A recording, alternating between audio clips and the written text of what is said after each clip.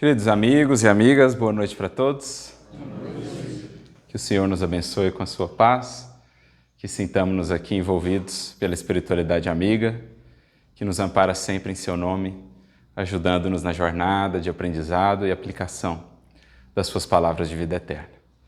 Sempre uma alegria estar aqui novamente nesta casa, que sempre nos acolhe tão bem, casa pela qual nutrimos um profundo carinho, esperando trazer reflexões hoje aqui para todos nós, dos dois planos da vida, que nos sejam úteis, tanto no sentido de nos compreendermos melhor, bem como compreendermos aquilo que nos cabe fazer para seguirmos pelos passos do Mestre. E para isso nós vamos aos primeiros registros do Evangelho de João, logo no seu capítulo de número 1, quando nós vamos recortar dali um interessante, embora breve, diálogo entre Jesus e dois daqueles que mais tarde seriam discípulos seus, mas que a princípio eram discípulos de João Batista. Como nós vemos ali dos versículos 36 em diante, João Batista encontrava-se às margens do Rio Jordão, com dois desses discípulos que o acompanhavam, quando vê o Mestre se aproximar. É neste momento que ele traz então aquela frase conhecida a respeito do Cristo: eis o Cordeiro de Deus que remove o pecado do mundo. Ao dizer isso, dois discípulos de João, aqueles que o acompanhavam, decidiram-se por seguir aquele homem, porque já há algum tempo João Batista falava que viria depois dele aquele que era maior do que ele, aquele diante do qual ele não era digno sequer de desatar-lhe as sandálias. E em fazendo então essa referência a Jesus como Cordeiro de Deus, isso atrai a atenção dos seus dois discípulos, que então se propõem a seguir ali naquele momento a Jesus. Jesus vai caminhando, mas de repente volta-se para aqueles dois, notando que eles o seguiam, e faz então uma das mais sucintas, embora profundas, questões do Evangelho. Como dizia um amigo, essa é uma daquelas questões do Evangelho que deveriam estar no frontispício de toda casa espírita, porque indaga o Mestre àqueles dois e, naturalmente, por tabela, nós outros. Que buscais? Talvez essa pergunta e outra similar, que queres que eu te faça? Deveriam ser perguntas sempre presentes em nossos estudos pessoais, em nossas análises íntimas. Talvez fosse interessante mesmo termos perguntas como essas na entrada de uma casa espírita, porque no fundo é também o que o Espiritismo nos perguntará. Que buscais? Porque traz a doutrina espírita imensos recursos de amparo à criatura que busca. Assim também o Evangelho. Mas é preciso indagar de nós para conosco o que realmente buscamos. É o que o Espiritismo nos pode dar? Ou queremos encontrar nele aquilo que nos convém? Queremos encontrar na mensagem ou na proposta de Jesus aquilo que nos interessa e não necessariamente aquilo de que precisamos, aquilo que há de nos elevar. Porque a nossa história, ao longo dos séculos, desde o advento do Evangelho, em grande parte tem sido isso. Temos projetado no Evangelho a nossa feição. Temos feito dele conforme nos convinha, tirando aquilo que não nos era interessante e interpretando quase que a bel prazer aquilo que poderia se amoldar aos nossos interesses, ao que de fato desejaríamos seguir fazendo. Mas creio já é um tempo, para todos os que aqui estamos, de uma busca mais profunda, de uma busca mais sincera, mais verdadeira. Que buscais? Indaga Jesus. Aqueles dois discípulos respondem também com uma pergunta. Dizem eles: Rabi, que é mestre, onde moras? E então Jesus, no versículo 39 deste primeiro capítulo do Evangelho de João, traz a resposta em dois verbos que desvelam para nós reflexões tão profundas e valiosas se a eles nos dedicarmos com mais esmero diz o Mestre: vinde e vede. Então vejamos o tamanho do diálogo que nós estamos recortando. Que buscais? Onde moras? Vinde e vede. 3 singelas orações, mas que em verdade resumem o programa do Evangelho em nossas vidas, a proposta do Cristo para todos nós, ou mesmo aquilo que haveremos de encontrar quando adentramos uma casa espírita. A primeira e mais fundamental pergunta que o Cristo e os benfeitores fazem a nós, por meio das obras que nos elucidam: meu amigo, minha amiga, você realmente já parou para meditar no que estás buscando? Porque nós temos muito a te dar, mas talvez não seja ainda o que buscas. Talvez o seu olhar, justamente por estar voltado para outro tipo de buscas, não conseguirá ver tudo o que está ali contido. E talvez por isso a resposta de Jesus tenha sido: vinde e vede. 2 verbos que se complementam. O primeiro a denotar uma ação importante, movimento, o empenho da criatura, para que então ela alcance aquilo que busca. Se é que ela já busca o que o Evangelho tem a lhe dar, ou a doutrina espírita. Porque, no fundo, o que nós viemos buscar aqui? Se já há em nosso coração esse anseio por aquilo que é de ordem mais imperecível, por aquilo que não é tão fugidio, tão efêmero, que a matéria há séculos nos tem dado, e para o que talvez já estejamos frustrados, aquilo que já não mais nos satisfaz ou já não mais nos interessa. No fundo, em nossas buscas no Evangelho e no Espiritismo, o que almejamos? Aqui entra a importância da outra pergunta dos discípulos, talvez até inspirados ao fazê-la: onde moras? Porque aqui não cogitamos da moradia física de Jesus. Sabemos que ele passou por esse mundo como alguém que nem lar possuía. Foi ali acolhido brevemente no lar de Simão Pedro por algum tempo, mas a maior parte da sua jornada neste mundo foi sem um lar fixo, sem uma pedra onde pudesse reclinar a cabeça, como nos diz a própria mensagem do Evangelho. Não cogitamos, ou não cogitavam ali os discípulos, talvez num nível mais profundo, onde Jesus morava fisicamente. No fundo, nós buscamos, com o conhecimento espiritual superior, no Evangelho, na doutrina espírita, alcançar a moradia espiritual do Cristo e daqueles que souberam aplicar-lhe a mensagem. Diz-nos Emmanuel: tua mente, tua casa intransferível. Onde efetivamente moramos? Na mente. Esta nossa morada, é para ela que precisamos voltar a nossa atenção, para que ela seja cada vez mais um reflexo da morada divina do Cristo. Onde o Cristo mora? Alguns dirão, e talvez terão até razão nisso, né? Emmanuel traz-nos uma pista nesse sentido.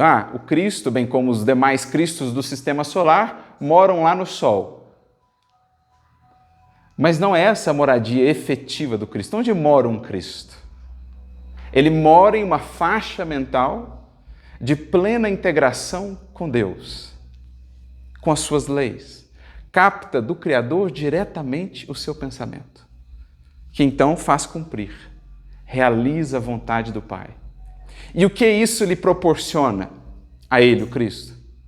Uma paz imperturbável, uma serenidade a toda prova, um estado de perene e plena felicidade.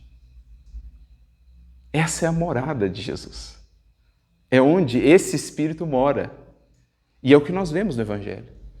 Nós estamos a todo tempo no Evangelho vendo o que é a morada de um Cristo, para que saibamos que essa também é a nossa morada final. Porque não importa onde estejamos no universo sem fim, importa como estamos, seja onde for. O Espírito onde quer que esteja, leva consigo a sua morada.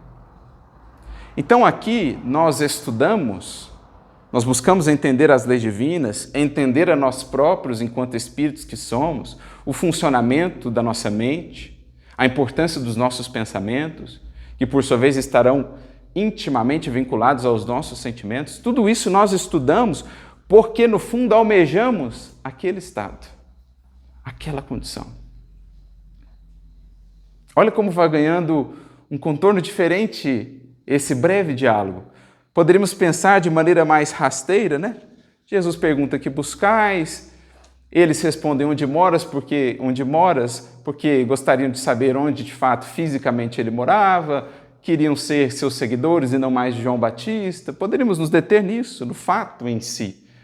Mas não, é preciso em tudo aplicar um olhar mais profundo para as lições do próprio Evangelho, para que, avançando no entendimento, dando à lição tempo, dedicação, reflexão, ela nos revele outros aspectos muito mais edificantes do que simplesmente uma leitura de passagem pelo texto. E aí ganha todo sentido a lição de Jesus nesses dois verbos: vinde e vede. Porque esse conjunto, esse binômio, aplica-se em tudo na nossa vida. Voltando à nossa experiência na casa espírita, aqui comparecemos e somos então indagados: que buscais? Respondemos com esse anseio de uma melhor morada, uma morada mais próxima do Cristo. Ansiamos por mais paz, por mais serenidade. Pois bem, qual é a resposta da espiritualidade? Vinde e vede. Em outras palavras, se nós dermos um voto de confiança a Jesus, se nós dermos um voto de confiança ao Espiritismo em nossas vidas, nós não temos ideia do que nós iremos encontrar. Mas para isso é preciso ir, de fato, ao encontro do que o Cristo propõe, do que a mensagem espírita nos propõe, para que então, gradualmente, toda a riqueza ali oculta, inacessível a um olhar superficial, nos seja revelada. Faz-me recordar isso uma outra fala do Mestre, que está no contexto da passagem da ressurreição de Lázaro, João capítulo 11, portanto. Quando Jesus se aproxima, Lázaro já estava, entre aspas, morto, não estava propriamente morto como nós entendemos, né, fisicamente falando. Mas ele se aproxima e uma das irmãs então comparece e diz: Senhor, já é tarde demais. Já se passaram alguns dias, ele já cheira mal, não adianta mais. E Jesus responde com uma das frases mais belas e marcantes do Evangelho. Que ele diz assim: se creres, verás a glória de Deus. Eu me lembro que certa feita fiz uma palestra, uma reflexão sobre essa frase. E o quanto ela se aplica à nossa vida. Desde que ao Cristo venhamos a dar esse voto de confiança. Porque às vezes a vida é uma nuvem, uma bruma. Vemos à frente apenas sombras. Ou não conseguimos divisar o que vem, não conseguimos ver além da dor, da dificuldade, da experiência difícil. Poderíamos parar ali. Mas Jesus diz: se creres, verás a glória de Deus. Em outras palavras, insista, persista, avance. E você vai ver, ao longo do esforço, ao longo dos dias, às vezes dos anos, como aquilo que parecia totalmente incerto, como aquilo que era na sua vida uma nuvem, uma bruma de incerteza, de dúvida, de angústia e de dor, como que por detrás daquilo, na sua jornada conduzida pela crença, pela perseverança, vai se revelando a glória divina do amor e da misericórdia de Deus a conduzirem os nossos passos. No primeiro olhar, no olhar superficial, no relance da experiência, você se sentiria impelido a desistir, a abandonar, a fugir daquilo. Mas Jesus intimamente diz: por meio dos seus benfeitores, das inspirações que nos chegam. Persevera, meu filho. Como ele disse lá, vem e vê. Dá uma chance para a experiência. Vai mais fundo. Dá um voto de confiança ao que eu te propus. Aplica realmente o Evangelho. E você vai ver o que ele vai te revelar. Você vai ver o que a vida traz-nos no verso da página, se tivermos a coragem de folheá-la, de lê-la integralmente. Porque, em geral, assim é em nossas vidas. O anverso é a página mais difícil, mas no verso estão algumas das palavras mais belas no livro da vida. Em geral, no verso das páginas mais difíceis estão os parágrafos mais bonitos da mensagem divina para cada um de nós. Mas só para os que quiseram virar a página. Ler a página difícil e passá-la. Então é isso que Jesus disse lá a uma das irmãs de Lázaro e que se aplica à vida de todos nós. Se creres, se você vir, você verá. Você encontrará aquilo que não imaginavas. Porque tudo que tem valor na vida pede essa aplicação, pede essa paciência, pede essa perseverança. Voltando à indagação inicial de Jesus para os discípulos, que buscais? Quantas vezes nós não ouvimos essa pergunta quando aqui estamos? E em verdade respondemos com a nossa ansiedade, com a nossa pressa, querendo, da parte do Cristo ou dos benfeitores, a resposta pronta. Senhor, o que eu faço? Me dá a receita. Me diz assim, tintim por tintim, o que eu tenho que fazer. Mas Jesus e a espiritualidade superior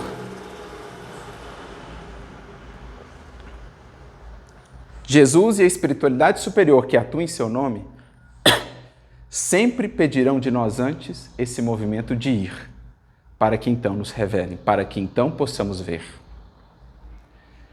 Em outras palavras, as respostas que buscamos, a compreensão pela qual ansiamos, os horizontes novos que almejamos, não surgirão prontos para nós. Cada resposta do Cristo em nossa vida precisa ser construída. Ele nos dá a semente da resposta. Ele fala assim, rega. Ele nos dá a pista do caminho e fala, percorre. Né? Vamos lembrar aqui um caso que eu acho que é bastante ilustrativo.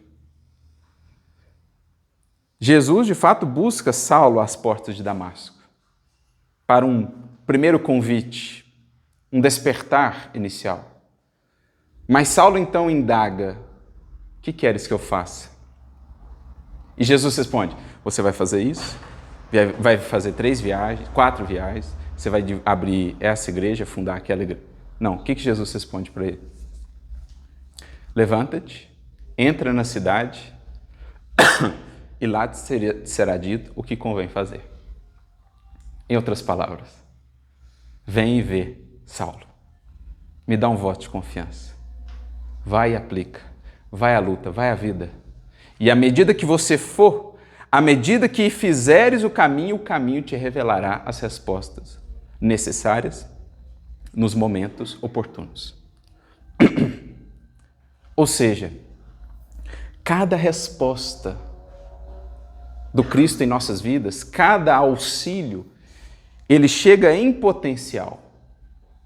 Se nós vamos extrair de fato aquele auxílio, aproveitar e chegar a alcançar a resposta, isso dependerá de nós. Porque a criatura chega à casa espírita. Ela está aqui buscando algo. E ela espera talvez essa diretiva clara, peremptória. Mas ela chega aqui e ouve uma frase. E ela sai talvez frustrada porque não recebeu uma comunicação direta da espiritualidade, dizendo o que fazer, como se portar em tal circunstância da vida. Mas mal sabe ela, ou mal reflete por ora, que aquela frase que ela recebeu é a semente da resposta que daqui a 10 anos ela vai entender. Então, quantas pessoas com as quais já tive a oportunidade de conversar e que tiveram a bênção, né, de poder conversar, visitar o Chico, em Uberaba ou em Pedro Leopoldo. E mais de uma vez eu já pude ouvir relatos nesses termos assim. Olha, quando eu fui lá, ele me disse umas coisas assim, mas eu não entendi nada na hora. Eu achei até estranho, parecia não fazer sentido com o que eu estava perguntando, eu estava passando por isso, por aquilo, e ele falou uma coisa que não tinha quase que nada a ver com o que eu estava passando. Mas hoje, 10, 15 anos depois, eu pude entender que a resposta que eu esperava estava ali. E só à medida em que eu fui realmente indo à frente é que eu pude ver mais adiante o que estava ali oculto. Mas que o esforço me revelou. A perseverança me trouxe, com o tempo, o amadurecimento, as experiências da vida. Então, essa frase de Jesus, ela é muito mais importante do que parece num primeiro momento. Não é só uma orientação para aqueles 2 discípulos interessados em deixar João Batista para agora tomá-lo como mestre, né? Sabemos, um desses discípulos era André, irmão de Pedro. O outro não está explicitamente mencionado no Evangelho, mas muito provavelmente é o próprio João Evangelista. Os estudiosos meio que têm um consenso nesse sentido. Poderíamos pensar que era uma resposta ali casual, né? Venham e vejam onde eu estou ficando, onde eu estou fisicamente me alojando. Não. Está aí o binômio mais fundamental em tudo na vida. Desde o começo, por exemplo, o próprio entendimento do Evangelho. O Emmanuel tem várias mensagens em que ele aborda isso. Ele diz assim: não são poucas as pessoas que nos procuram ou que alegam a dificuldade de compreensão das palavras de Jesus, de entendimento do que ele de fato quis dizer. A maioria estaciona num entendimento assim muito literalista do texto, alcançando, portanto, muito pouco em relação ao imenso potencial que jaz ali. Como diz Emmanuel, param na primeira câmara de um imenso castelo, porque tiveram dificuldades para abrir a primeira porta, e então desistem. Mas ele tem uma mensagem no livro A Harmonização, capítulo 7, chamada Entendimento Espiritual, em que ele nos diz assim: estudo e compreensão do Evangelho é também trabalho, e da mais alta envergadura. Porque o Evangelho, meus amigos, ele é um livro tão sublime, tão divino, que ele precisa ser desvelado aos poucos, conforme a condição a que o Espírito se elevou. Então, a criatura que comparece diante do Evangelho com superficialidade de alma, é assim que o Evangelho responderá a ela. Quem dá o Evangelho apenas um olhar de relance, uma leitura superficial, do que ou o que extrairá do Evangelho? A mesma superficialidade. A mesma limitação. Já que é tão limitado o tempo que eu dou a ele, também tão limitado o esforço, também será limitado o resultado desse encontro. Por isso, às vezes, vemos criaturas que, do ponto de vista do mundo, terão muito gabarito, muita cultura, mas que terão uma tal má vontade ou superficialidade na abordagem desses textos divinos, que não verão ali nada demais. Mas à medida que a criatura se empenha na aplicação, à medida que ela se esforça, dedicando ao texto tempo, buscando a inspiração do mais alto, esse livro vai cada vez mais revelando a ela páginas sublimes, antes inacessíveis ou ocultas. Como disse Narcisa, certa feita André Luiz, à medida que crescemos para o Senhor, suas lições crescem também aos nossos olhos. Por quê? É aquele que ouviu, vem e vê. Quer ver a beleza que está no Evangelho? Vem então. Dedica a ele tempo. Dedica a ele esforço. E você verá o imenso, o inesgotável manancial que há aqui de respostas, de inspirações, de estímulos, de paz, de consolo. Agora, quem passa atendo-se à casca da mensagem, porque também está na casca da vida e de si mesmo, esse alguém pouco ou nada tirará da mensagem do Evangelho. Da mesma forma, o Espiritismo. Kardec, na introdução de O Livro dos Espíritos, a introdução de número 13, ele nos diz assim, que ninguém se engane, pois o estudo do Espiritismo é imenso. É todo um universo que se nos abre ante o olhar. Mas é um estudo que pede profunda observação, dedicação, atenção. Para se formar alguém no mundo, um profissional, que vai ser especialista naquela sua área tão restrita, quando consideramos a sabedoria universal, para formar esse alguém, quantos anos são pedidos? 5.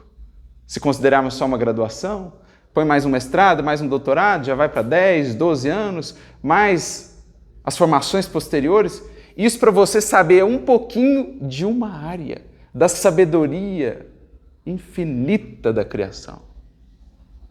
Anos, às vezes, uma vida inteira, para você tangenciar uma área, uma frente de estudo. Imagina a ciência do infinito, que é como Kardec a nomeia. Por isso ele diz, ninguém se engane. São precisos muitos anos, é preciso muito esforço para extrair do Espiritismo o que ele realmente pode dar. Porque senão podemos ficar uma existência inteira, de alguma maneira vinculados a ele, mas na mera superfície. Dele tirando algum consolo mais imediato que amanhã já não tem mais, já não existe mais. Dele tirando algum estímulo adicional que daqui a pouco já se arrefece. Porque não há enraizamento, não há profundidade. A gente não foi no sentido de ir e nos dedicar e nos empenhar para que então ele possa nos revelar, para que então possamos ver toda a grandeza que ali está. Então veja, o vinde e vede se aplica inicialmente ao próprio entendimento do material divino que o alto nos dá. Quem não vai, não verá toda a grandeza. Quem não aplica-se, quem não dedica-se, não extrairá toda a riqueza que aqui está e que se revela à medida que a ela nos dedicamos. Agora, pense isso em tudo mais na vida, em tudo que realmente tem valor. Os hábitos que precisamos construir, as virtudes que são, como nos dizem os Espíritos, a verdadeira fonte de felicidade. Só chega a ver os frutos e os louros espirituais dessas conquistas quem foi adentrar esse caminho e realmente se dispôs a percorrê-lo. Então é isso o que o Mestre está nos dizendo e que talvez em nosso tempo tenha uma aplicação ainda mais fundamental. Porque qual uma das características do nosso tempo? Era tecnológica ou era da informação? Muitas informações com as quais somos bombardeados a cada dia. Inúmeros convites, mais do que isso, inúmeras distrações. Então, o que vemos quando olhamos para o cenário do mundo moderno, pensando no espírito e na sua relação com esse mundo que hoje temos? A criatura, ela dispersa o seu tempo numa série de coisas, muitas delas quase nada edificantes, de modo que ela não se aprofunda verdadeiramente em quase nada, especialmente em si mesma. Para a gente ter uma ideia, a média de uso de redes sociais no Brasil atualmente é de mais de 9 horas diárias. Então você imagina, a pessoa que gasta 6 horas por dia vendo vídeos de 3 minutos, ou vendo o feed, vendo fotos, imagens. O que há de construção efetiva aí?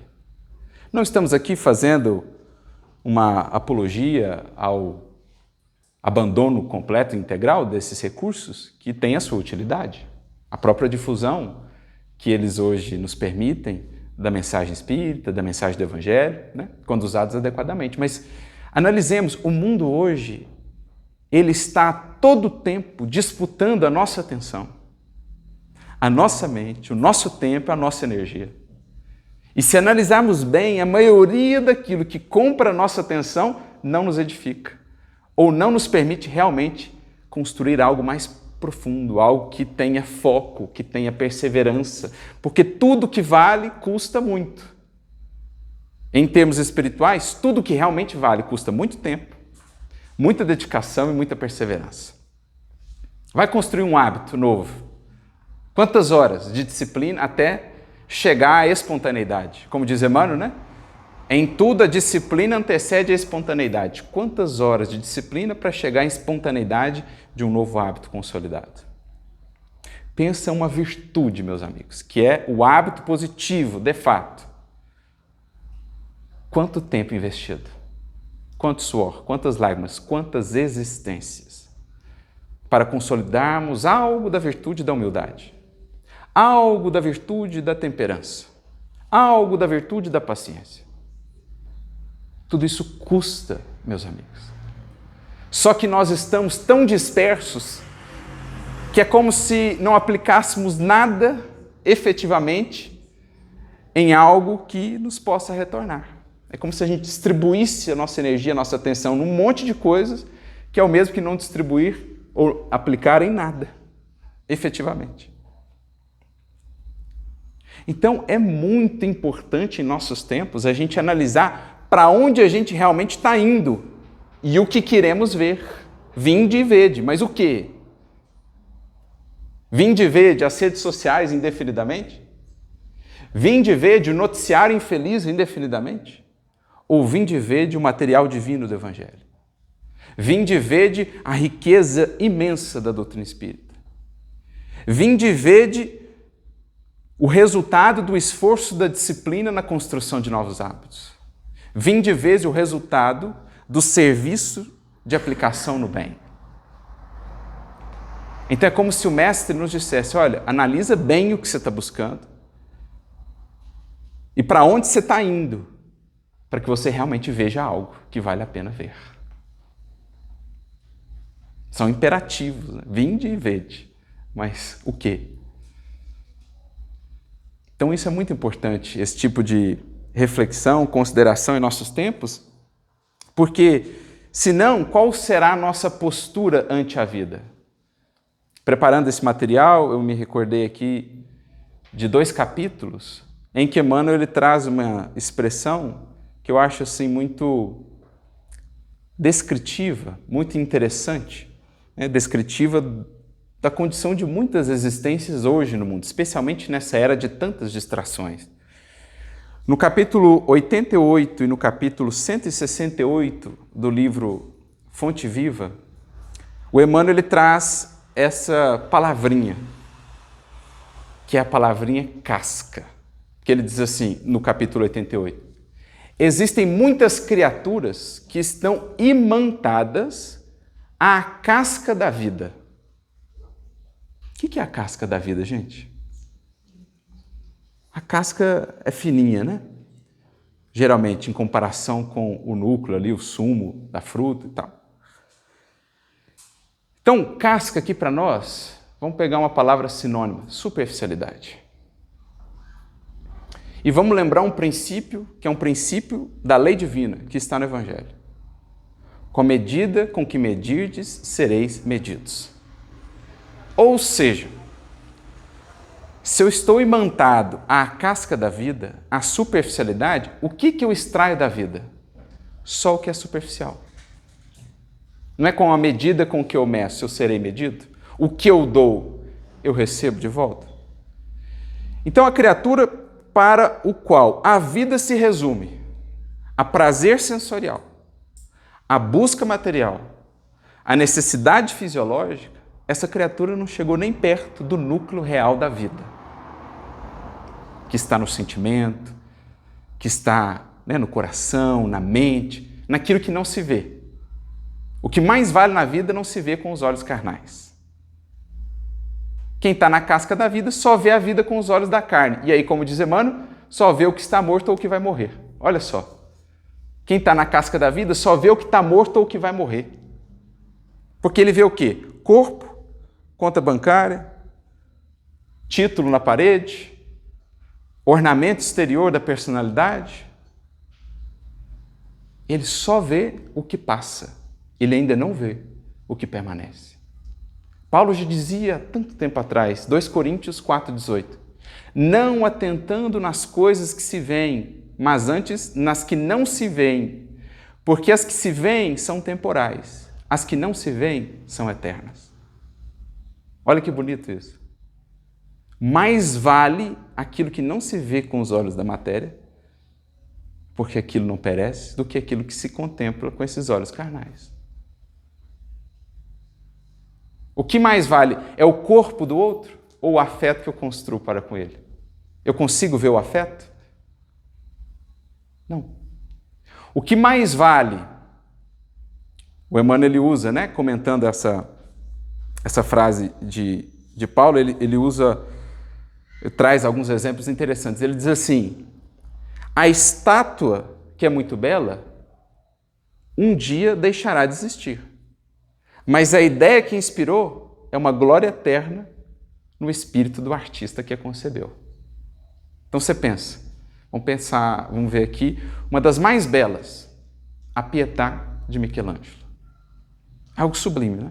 Você olha os detalhes, outro dia eu estava vendo uma série especial sobre ela, é quase que inacreditável que um ser humano chegou a produzir algo assim. Mas aí você pensa, aquilo é pedra, é matéria. O que é mais bonito do que aquilo? A inspiração em Michelangelo, para conceber algo dessa grandeza. A Acrópole de Atenas, exaltada pelo mundo, está sendo gradualmente consumida pelo tempo. Mas a glória dos gênios que ali brilharam e difundiram as suas ideias para a humanidade, essa não passará jamais. A Acrópole eu vejo com os olhos, mas a glória eu não vejo com esses olhos. Só com os olhos do Espírito. Eu sinto, eu intuo, eu percebo com as potências do Espírito. Então a gente para e olha, quantas criaturas imantadas à casca da vida. Porque continua Emmanuel dizendo, para elas, a alegria é a satisfação imediata. E a paz é o bem-estar do corpo. Sem dor, sem incômodo, para que possa melhor gozar a vida. Então essa é a concepção de felicidade da criatura. Só que essa felicidade, ela é tão sólida como uma casca. Vê uma coisinha, risca ela, rompe ela, destrói ela. Da mesma forma, no capítulo 168 do livro Fonte Viva, que citávamos, ele traz de novo essa mesma expressão. Ele diz assim, como orientação para todos nós. Não te agarres, pois, à casca enganosa dos seres e das coisas. Não viva uma vida de superficialidade. Pensa, antes de mais nada, o que realmente você está buscando. E então, quando você direcionar essa busca de acordo com o que o Cristo nos ensinou, dando a Ele esse voto de confiança, saiba direcionar melhor o uso da sua energia, do seu tempo, da sua mente, das suas potências. Não disperse a sua atenção, o seu tempo, a sua energia, a sua saúde num monte de coisas para depois notar que você não construiu nada profundo, que você esteve imantado à casca da vida. É isso que Emmanuel, é isso que o Mestre está nos convidando a pensar. Vamos construir profundidade, vamos ter mais foco, vamos saber realmente o que buscamos. Por isso, recordo-me aqui de uma outra reflexão do benfeitor Emmanuel, desta feita no livro Pão Nosso, capítulo 68. Ele comenta aquele versículo de Paulo na carta aos Efésios, capítulo 5, quando Paulo diz assim: desperta, ó tu que dormes, levanta-te de entre os mortos e Cristo te esclarecerá. Porque muitos dos que estão, entre aspas, vivos, em verdade, espiritualmente estão mortos, estagnados. Os verdadeiros mortos, diz-nos Emmanuel, estão sepultados na carne terrestre. O que você imagina? A vida da criatura gira em torno do que diz respeito ao corpo e à matéria. Ou seja, a vida dele gira em torno do que é mortal ou está fadado a perecer. Então ele também não descobriu ainda o que é vida. Agora imagina só a criatura que gravita em torno dos valores do Espírito. Vem a matéria e leva. Vem a matéria e transforma. Vem em permanência e arrasta tudo no seu turbilhão. E aquela criatura segue gravitando em torno da mesma vida que ela construiu em si. Na sabedoria, na virtude, os seus horizontes, os seus ideais em nada se turvam pelas mudanças da matéria, porque dizem respeito àquilo que a matéria e o tempo não alcançam. Então, enquanto a criatura não se ergueu para isso, por mais que, entre aspas, ela esteja aqui no mundo viva, caminhando, operando, trabalhando, realizando, ela ainda não se levantou de entre os mortos. Porque, também já dizia Paulo, se viverdes segundo a carne, morrereis. Mas se viverdes segundo o Espírito, vivereis. Então ele comenta este versículo de Paulo, dizendo que só à medida que a criatura se ergue, que ela faz esse movimento, é então que o Cristo encontra mais meios de revelar a ela toda a grandeza da sua mensagem, toda a grandeza do seu auxílio, da sua presença em nossa vida. Lembrando de novo Paulo, né? Senhor, o que queres que eu faça? Levanta-te, vai ao movimento e então verás como eu estarei contigo a te conduzir. Mas não esperes uma receita pronta aí sentado. Primeiro ir, para depois ver. Vinde e vede. Isso se repete no Evangelho. Tem o cego de Jericó, ele está às margens do caminho, sentado. Jesus vai passando, caminhando.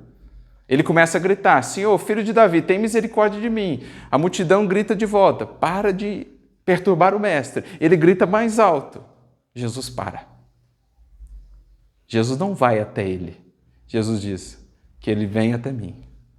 Porque essa distância o Cristo não pode percorrer por nós. Esse movimento de ir, ele não pode fazer por nós. Ele vem o quanto dá, mas ele sabe que uma parte é nossa. E só então ele pode realmente expressar a sua presença, todo o seu auxílio. Mesma coisa, Zaqueu, que ele desça da árvore e venha até mim. Então, esses pequenos padrões do Evangelho nos ensinam muito. Agora, quem vê uma tal sutileza? Quem lê o Evangelho de relance? Ou quem a ele se entrega? Quem vai e vê? Quem dá a ele tempo, estudo metódico, perseverante? Só esses é que vão extraindo essas pérolas, que são lições imortais. Por isso, ao comentar essa fala de Paulo, o Emmanuel diz assim, para muitas criaturas, os convites divinos passam e elas sequer percebem. Por quê? Elas estão numa espécie de paralisia das faculdades superiores. Permanecem dormindo, distraídas, iludidas com tantas coisas, com tantos chamados da vida, mas sem qualquer profundidade, sem qualquer foco, sem qualquer constância. Então, a vida está cheia de convites divinos, mas eu só entendo a grandeza do convite quando eu vou até ele, aceito-o e percorro o caminho proposto. Ele não vai me dar tudo pronto, só quem faz a jornada é que vê. Então, os convites divinos passam por eles sugestivos e santificantes. Todavia, os companheiros distraídos interpretam-nos por cenas sagradas, dignas de louvor, mas depressa relegadas ao esquecimento. Então, a questão é o seguinte, que é mais ou menos o que se deu com Paulo, né? Quando ele cai daquele cavalo às portas de Damasco, o Emmanuel registra para nós. Ali, Saulo compreendeu que o Cristo o havia chamado por todos os meios e de todos os modos. Não será tão diferente conosco, meus amigos. Às vezes, já foram muitos os convites, mas o meu olhar está tão superficial, o meu foco, a minha dedicação, a minha busca verdadeira está tão superficial, tão voltada para aquilo que é superficial, que eu ainda não consegui notar as tantas maneiras pelas quais o Cristo, a espiritualidade me tem buscado. Eu passo aqui e ouço uma reflexão que de alguma maneira me eleva, me inspira, mas aquilo não tem continuidade no meu coração, não tem continuidade na minha vida, e eu volto à mesma superficialidade de antes.